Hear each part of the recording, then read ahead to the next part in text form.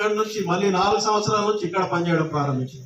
ఈ అర్బన్ ఏరియాలో ఉన్నటువంటి స్కూళ్ళని కనుమరుగైతే అంటే మా ఆశయం ఒకటే, ప్రభుత్వమే ఇవ్వాలి, రెండు కూడా ఉచితంగానే ఇవ్వాలి. దానికోసం ఇవి అన్ని మెటీరియల్ ఏదో పార్కర్ వాళ్ళకి డబ్బులు ఎక్కువై మాకు డబ్బులు ఎక్కువై కాదు ఇస్తుంది. ఎందుకంటే సొసైటీలో గవర్నమెంట్ కు పోతే చదువు రాదనే ఒక భావన ఉంది. స్టేటస్ కోసం చాలా మంది మన ఊరు ఇడిచిపెట్టి, మన ఊర్లో ఉన్న బండి ఇడిచిపెట్టి లక్షల రూపాయల డొనేషన్లు పెట్టుకుంటూ అక్కడ చదివిపిస్తున్నారు. ఆ మార్పు రావాలి. మన ప్రభుత్వ పాఠశాలను కాపాడుకోవాలి. ఒక్క రూపాయి లేకుండా, ఎందుకంటే అందరూ కూడా ప్రభుత్వము శిక్షణ పొందినటువంటి ఉపాధ్యాయులు ఇస్తుంది, మెరుగైనటువంటి వసతులు ఇస్తుంది, అన్ని ఇస్తున్నప్పటికీ కూడా మనం ఏదో అక్కడ ఏదో చదువు దొరుకుతుంది, ఏమో వస్తుంది అనే ఉద్దేశంతో బయటకు పంపిస్తే మరి ఉన్న పాఠశాలకి దిక్కెవరు, అడిగేటోళ్ళు ఎవరు? ఇవి డెవలప్ ఎప్పుడు కావాలి? దానికోసమే మేము ఏమంటున్నామంటే ప్రైవేట్ పాఠశాలలకు ధీటుగా ప్రభుత్వ పాఠశాలని తయారు చేయాలి. అంటే అక్కడ 2 రకాల వర్క్ చేయాలి. ఒకటి కమ్యూనిటీలో వర్క్ చేయాలి, రెండోది పాఠశాలలో కూడా మౌలిక వసతులు ఏవైతే లోటుపాట్లు ఉన్నాయో వాటిని అన్నింటినీ సమృద్ధిగా మనం ఇవ్వాలి. దానికోసమే మేము ఒక 16 స్కూల్ని అడాప్ట్ చేసుకున్నాం. ఫస్ట్ 4, 6, 8. ఇప్పుడు డిమాండ్ సార్ అంటుండే కదా, వాళ్ళ నుంచే డిమాండ్స్ వస్తూ ఉన్నాయి. మేము ఎప్పుడు కూడా డిస్ట్రిక్ట్ అడ్మినిస్ట్రేషన్ కు చెప్పే పని చేస్తాం, చేయకుండా ఏ పని చేయం. ఈ స్కూల్లో ఇప్పుడు మీటింగ్ అవుతుందంటే వాళ్ళ నోటీస్లో ఉంటుంది. ఎందుకంటే వాళ్ళకు కూడా ఇన్విటేషన్ ఇస్తాం. ఎందుకంటే మా మీద నమ్మకం, ప్రభుత్వ పాఠశాలల్ని బాగు చేయాలి.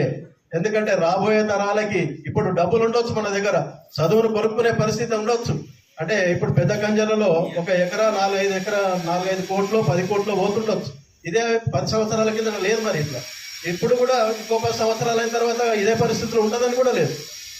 కాబట్టి మనం ఏమైతుందంటే రాబోయే తరాలకు మోసం చేస్తున్నాము. ఇంకో 10 ఏళ్ల తర్వాత పుట్టే పిల్లగానికి చదువు అందకుండా దూరం చేస్తున్నాము. దానికి అడ్డుకట్ట వేయాలి అని అంటే ఖచ్చితంగా ప్రభుత్వ బడే ఉండాలి. ఆ బడిలో ఇప్పుడు ఒక పేరెంట్ బయటికి పంపిస్తున్న వాళ్ళు ఇక్కడ ఉండొచ్చు. వాళ్ళు ఏం చేస్తారు? 5 గంటల నుంచి తల్లి డ్యూటీ, 5 గంటల నుంచి వాళ్ళకి ఉండాలి, టిఫిన్ కట్టాలి, బ్యాగ్ మోసుకుపోయి బస్ ఎక్కియాలి. కానీ మన ఇంటికి వచ్చి మన స్కూల్కి వచ్చే పేరెంట్ ఎవరు పట్టించుకునేది దిక్కే లేదు. వాడు పోతాడు, వాడు వస్తాడు, వాడు తింటాడు, వాడు పోతాడు, అంతే.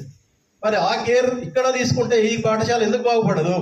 మన ఊర్లో ఇప్పుడు ప్రభుత్వం ఇస్తున్న టీచర్ల జీతాలు కావచ్చు, ఇట్లాంటి వసతులకు కావచ్చు, ఇస్తున్నాయి కొన్ని 50 లక్షలు, ₹1 కోటి అనుకుందాం సంవత్సరానికి. మన ఊరు నుంచి 10 కోట్లు బయటకు పోతున్నాయి. వాళ్ళే ఇప్పుడు విద్యా వ్యవస్థలు పెట్టి వాళ్ళే మనం శాసించే స్థాయికి వస్తున్నారు. ఇది న్యాయమా? ఎందుకంటే కాదు. అది ఒకటే ఉండాలి. మా ఉద్దేశం ఒకటే, ప్రభుత్వ బడే ఉండాలి, అన్ని రకాల వసతులు ఉండాలి, ఉన్నోడి పిల్లోడు లేనోడి పిల్లోడు అందరూ అన్ననే చదవాలి.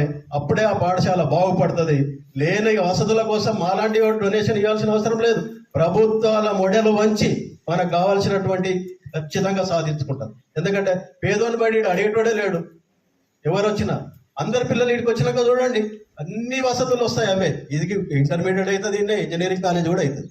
కానీ ఆ పేరెంట్స్ లోపల మార్పు తీసుకురావడం కోసం పాఠశాలలో కొన్ని పనులు చేయాలి, కమ్యూనిటీలో కొన్ని పనులు చేయాలని నిర్ణయించుకొని ఇవన్నీ కూడా ప్రైవేట్ పాఠశాలలు ఏముంటాయి, పెయింటింగ్ చేస్తారు, మంచిగా 4 చూపెట్టంగానే అయ్యా మాట్లాడతారు, అవే వాళ్ళతోటి.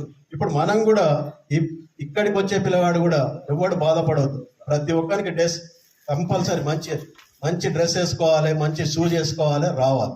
ఇది కమ్యూనిటీలో కూడా చేంజ్. అరే ఎక్కడ పోతుండే వీడు కూడా సమానత్వం కోసం మనం పనిచేసి, అర్థమైందా? దాంట్లో స్కూల్లో ఇవన్నీ ఇచ్చుకుంటూ, ఎడ్యుకేషన్ కిట్స్ ఇచ్చుకుంటూ, తర్వాత ఎడ్యుకేషన్లో కూడా డెవలప్ చేయాలి.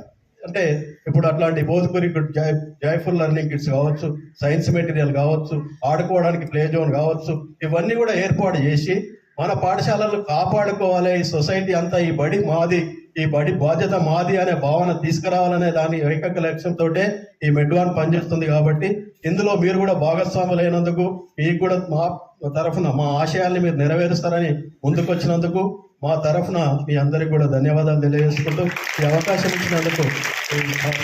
అందరూ కంప్యూటర్స్ గురించి అందరూ వింటూ ఉంటారు. కంప్యూటర్స్ పెద్ద మేధావి ఉన్నారు, మైక్రోసాఫ్ట్, బిల్ గేట్స్.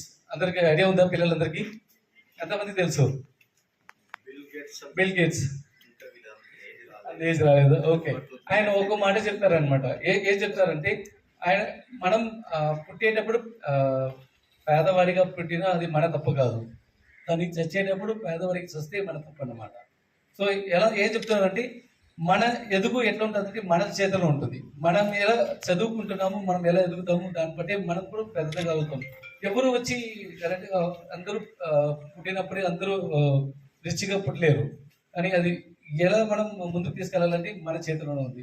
అది మీ దగ్గర ఉందన్నమాట. సో అందుకే ఇలాంటివి ఎంత మనం స్కూల్ తరపులో మనం ఏమేమి చేయగలుగుతాం అదంతా కంపెనీ తరపులో సిఎస్ఆర్ ఫండ్ ద్వారా చేస్తున్నాము. దాన్ని అందరినీ మీరు అందించుకుంటున్నారు. దాన్ని మంచిగా తీసుకుని మీరు మంచిగా చదవాలి, చదివి మంచిగా ఎదగాలి మీ పొజిషన్స్లోని కోరుకొని ఈ అవకాశం ఇచ్చిన థ్యాంక్ యూ.